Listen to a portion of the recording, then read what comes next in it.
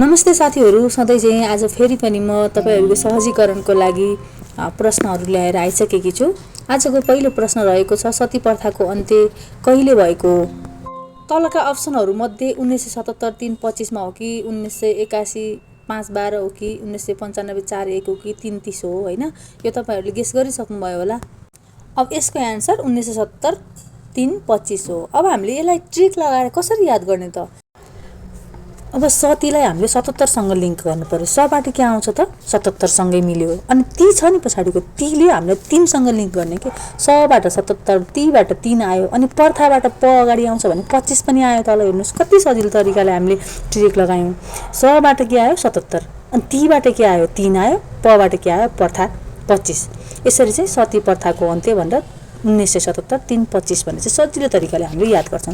आफ्नो तरिकाले हामीले सजिलो तरिकाले याद गर्न सक्नुपर्छ साथीहरू। पढ्दाखेरि हामीले ट्रिक लगाएर पढ्यौं भने चाहिँ त्यो पढाइ एकदमै दिगो हुन्छ, पछिसम्मलाई यादगार रहन्छ। त्यसैले चाहिँ यसरी हरेक प्रश्नको हामीले ट्रिक लगाएर चाहिँ याद गर्नेछौं है त। अब हाम्रो नेक्स्ट क्वेशन, छोरा जन्मे भाले, छोरी जन्मे पोथी काट्ने चलन तलका मध्ये कुन जातिमा प्रचलित छ त? कुसुन्डा जातिमा छ कि चेपाङ जातिमा छ कि दुरा जातिमा छ कि थामी जातिमा छ? तपाईहरुले सायद गेस गरिसक्नुभयो होला। कतिपयलाई त पहिला पनि थाहा भइसकेको हुन सक्छ। अब यसको चाहिँ दुरा जाति है त। अब हामीले यसलाई चाहिँ लिङ्क कसरी जोड्ने त हेर्नु है। अब भाले पोथीको लिङ्क हामीले के छुट्याउँछौँ त? कुखुराहरुमा छुट्याउँछौँ। भैँसीको पालाले भाले भन्छ त? भन्दैन। अब त्यही भएर चाहिँ कुखुराहरुको चाहिँ लिङ्ग छुट्याउँदाखेरि कुखुरा दुरा हेर्नु त कति सजिलो तरिकाले मिल्यो। के मिल्यो रे? कुखुरासँग दुरा मिल्यो। दुरा जातिले छोरा जन्मेपछि भाले र छोरी जन्मेपछि पोथी काटेर खाने चलन गरेका रहेछन् भन्ने चाहिँ हामीले यसरी सजिलो तरिकाले याद गर्यौं है त। अब हाम्रो नेक्स्ट क्वेशन, नेपालमा हिन्दू धर्मावलम्बीहरूको संख्या कति प्रतिशत रहेको छ त? 18.19% छ कि 81.19% छ कि 16.45% छ कि 91.18% छ त? अब हामीले सजिलो तरिकाले यसलाई पनि याद गर्छौं है त। यसको सही आन्सर हो 81.19% है त। हेर्नुस् है, 8 र 9 भनेको के त? क्रमश आउने संख्या हो। क्रमश आउँछ कि आउँदैन? 8 पछि 9 आउँछ। अब 20 मा हेर्नु, एक एकले गर्दाखेरि 8 र 9 लाई अलग पारिदिएको छ। हुन त यहाँ हेर्नु लास्टको अप्सनमा पनि 20 मा 1 आएको छ, तर के छ भने माथि क्रमश 8 पछाडि 9 आउँछ। तल पहिला 9 छ, पछि 8 छ। त्यसरी चाहिँ 8 अनि 9 20 मा 1 1 गरेर छुट्टिएको छ। 8 र 9 भनेर चाहिँ सजिलो तरिकाले हामीले कसरी ट्रिक लगाएर हुन्छ क्या, त्यो मैले मेरो तरिकाले लगाएँ, तपाईले आफ्नो तरिकाले लगाउनुस्। त्यसरी पढ्नु भयो भने चाहिँ दिगो हुन्छ हाम्रो पढाइ र हामीले यो पढाइलाई कहिले पनि बिर्सिन सक्दैनौँ।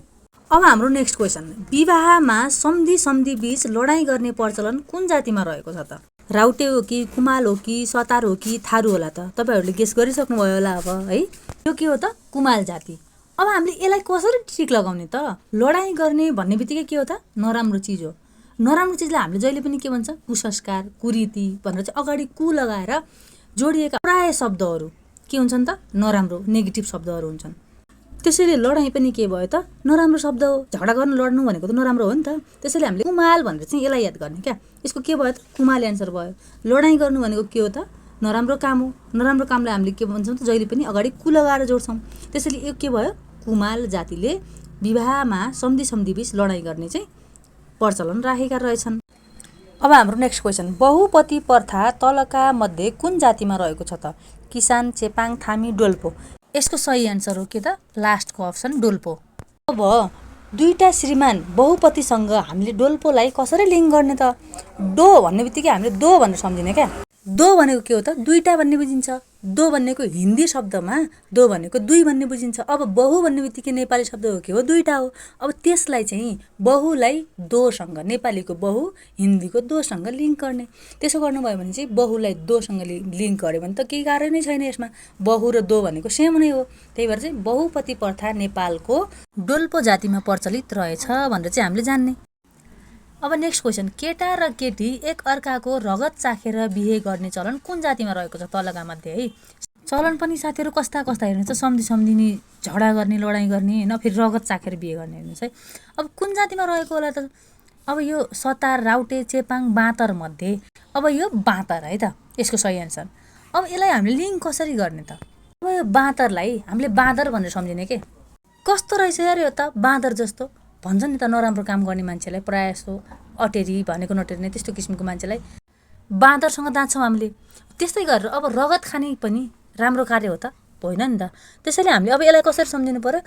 रगत खाने भन्ने बित्तिकै कस्तो बाँदर जस्तो रहेछ यार, रगत खाने पनि कहीँ हुन्छ, यस्तो पनि सिस्टम हुन्छ, कस्तो बाँदर जस्तो सिस्टम भन्ने टाइपको के सम्झिने एउटा सम्झिने ट्रिक है साथीहरू। कि कोही फेरि त्यही कास्टको पर्नुभयो भने फेरि अप्ठ्यारो नमान्नु होला, किनकि हामीले पढाइलाई हरेक कुरासँग जोडेर पढ्न सक्यौँ भने चाहिँ हाम्रो त्यो पढाइ पछिसम्मको लागि यादगार रहन्छ भन्ने चाहिँ यो ट्रिक लगाएको मैले है। अब हाम्रो नेक्स्ट क्वेसन आउँछ है, दाइजोमा चिउरीको बोट दिने जाति तलका मध्ये कुन हो त? थकाली हो कि, थामी हो कि, चेपाङ हो कि, मगर हो? अब यो पनि एकदमै सजिलो छ, हेर्नुहोस् है। दाइजोमा चिउरीको बोट, अब चिउरीसँग हामीले तलका अप्सनहरूलाई लिङ्क गर्ने के। अब कसरी लिङ्क गर्ने? यसको सही एन्सर भनेको चेपाङ हो। हेर्नुहोस्, अब चिउरी अब के कुन शब्दबाट आएको छ त? चबाट आएको छ। अब चेपाङ कुन शब्दबाट आउँछ त? चबाटै आएको छ। अब त्यसैले हामीले चेपाङलाई चिउरीसँग लिङ्क गर्ने। चिउरीको बोट दिने जाति कुन रहेछ त? चेपाङ रहेछ भन्ने चाहिँ चलाई हामीले प्रश्नमा रहेको च र उत्तरमा रहेको चलाई हामीले लिङ्क गरेर के गर्यौँ त? यो क्वेसनको एन्सर याद गर्यौँ। अब हाम्रो नेक्स्ट क्वेसन, केटी माग्न जाँदा सिस्नो पानीले हानेर केटाको सहनशीलता परीक्षण गर्ने जाति। हेर्नुहोस् है, छोरा मान्छेलाई कति अप्ठ्यारो साथीहरू। केटाहरूलाई चाहिँ सिस्नो पानीले हानेर उनीहरूको सहनशीलता कति छ त्यो सहन सक्ने भयो भने केटी दिने आफ्नो छोरीचेली, नत्र चाहिँ नदिने, यस्तो किसिमको पनि प्रथा एउटा प्रचलन हुने रहेछ क्या। हेर्नुहोस् है, अब यो तलका मध्ये कुन चाहिँ होला त? लेप्चा, कुसुन्डा, सतार, दुरा। अब यी मध्येमा चाहिँ यसको सही एन्सर भनेको लेप्चा है साथीहरू। लेप्चा जातिमा के हुने रहेछ त? सिस्नो पानीले हानेर केटाको सहनशीलता परीक्षण गरेर मात्रै केटी दिने चलन रहेछ। अब यसरी परीक्षण गरी छोरीचेली दिने भएपछि त यो त एउटा सम्झौता जस्तो भएन र? अब सम्झौतालाई हामीले के भन्छौँ त? सम्झौता गऱ्यो भने त ल्याप्चे लगाइन्छ होइन, ल्याप्चे लगाइन्छ, इष्टा मानिन्छ। अब त्यसलाई एक प्रश्नलाई हामीले यो लेप्चा जातिसँग लिङ्क गर्दाखेरि परीक्षण गरेर दिने भनेको के हो त? ल्याप्चे लगाएर सम्झौता गरेर दिए जस्तै गरेर दिँदा रहेछन् भनेर चाहिँ सम्झिने है त। कसरी सम्झिने रे? परीक्षणलाई हामीले लेप्चासँग सम्झिने। परीक्षण गर्नु भनेको एक के हो त? सम्झौता गर्नु जस्तै हो। सम्झौता गरेपछि के हुन्छ त? ल्याप्चे लगाइन्छ भनेर चाहिँ हामीले यसरी यो प्रश्नको उत्तरलाई याद गर्ने। अब हाम्रो नेक्स्ट क्वेसन, सबैभन्दा पछि पत्ता लगाइएको महादेश कुन हो? युरोप महादेश हो कि, अस्ट्रेलिया महादेश हो कि, अन्टार्कटिका महादेश हो कि, उत्तर अमेरिका? कुन चाहिँ होला त सबैभन्दा पछि पत्ता लगाइएको? अब यसको सही एन्सर हो अन्टार्कटिका महादेश है त। अब हेर्नुहोस् है, प्रश्नलाई हामीले उत्तरसँग कसरी लिङ्क गर्ने फेरि? अब सबैभन्दा पछि भनेको के त? अन्त्यमा पत्ता लगाइयो कि। अन्त्यमा भन्ने बित्तिकै यहाँ अन्त्यसँग मिल्ने कुन शब्द छ त? अन्टार्कटिका। अब अन्त्य, अन्टार्कटिका।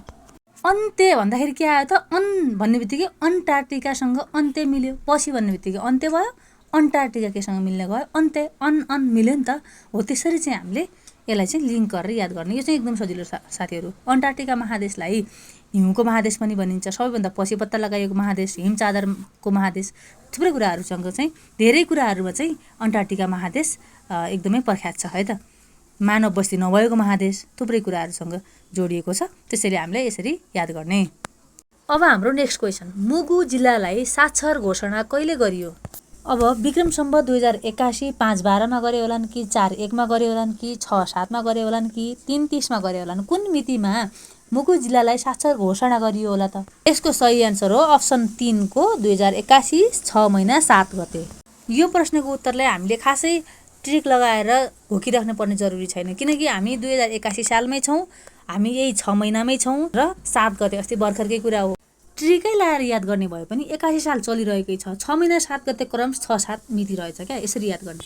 मुगु जिल्लालाई साक्षर घोषणा गरिएको रहेछ। इक्जाममा यसरी पनि आइदिन सक्छ कि नेपालको सबैभन्दा पछिल्लो साक्षर घोषणा भएको जिल्ला कुन हो भनेर पनि आइदिन सक्छ। मुगु जिल्ला हामीले थाहा पाइसक्यौँ र कति हो मिति? 2081 6 महिना 7 गते। यति पनि याद गरिसकेर गयौँ भने हामीलाई इक्जाममा केही गाह्रो पर्दैन साथीहरू। मेरो क्लास कस्तो लाग्छ तपाईहरूलाई लाइक, कमेन्ट, सेयर, सब्सक्राइब गर्न नबिर्सिनु होला साथीहरू। धेरै साथीहरू सब्सक्राइब गर्न एकदमै कन्जुसाइ गरिराख्नु भएको हुन्छ। तपाईँहरूले सब्सक्राइब गर्नुभयो भने मेरो प्रत्येक भिडियोहरू तपाईँ सामु आउनेछ, नोटिफिकेसनहरू आउनेछ होइन, ताकि तपाईँहरूलाई सपोर्ट पनि हुनेछ र तपाईँहरूले मेरो भिडियो कस्तो लाग्छ कमेन्टहरू गरिदिनु भयो भने कमेन्ट मार्फत मैले आफ्ना कमी कमजोरीहरूलाई सुधार्ने अवसर पाउनेछु। त्यसैले कमेन्ट गर्न पनि नबिर्सिनु होला। केही त्यस्तो कमी कमजोरीहरू छ भने आगामी दिनहरूमा त्यसलाई सुधार गरेर अघि बढ्नेछु साथीहरू। भिडियोलाई चाहिँ एकदमै माया गरिदिनु होला। अपेक्षा छ माया गरिदिनु हुनेछ। आगामी दिनहरूका भिडियो अझै सुधार गर्दै जानेछु।